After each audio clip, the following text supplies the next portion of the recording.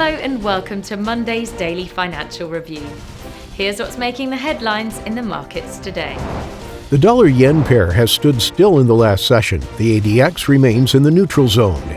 Bitcoin has fallen 7.6% in the last two sessions. The stochastic RSI plunged into the oversold zone. The price of gold has stood still in the last session. Stochastic remains in positive territory.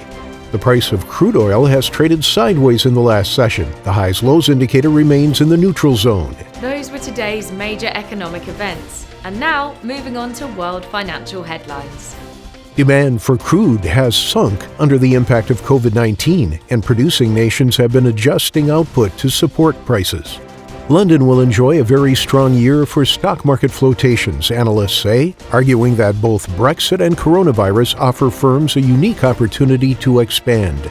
The US dollar rallied against all of the major currencies as stocks descended from their highs. After just days, investors are starting to worry about President Biden's ability to push through stimulus. Coming up, the choices from our chief analysts for today. The U.S. three-month bill auction will be released at 16:30 GMT. Germany's IFO business climate at 900 GMT. Germany's IFO current assessment at 900 GMT. Germany's IFO expectations will be released at 900 GMT. Japan's BOJ monetary policy meeting minutes at 2350 GMT. Singapore's consumer price index at 700 GMT. We hope that you've enjoyed Monday's financial review.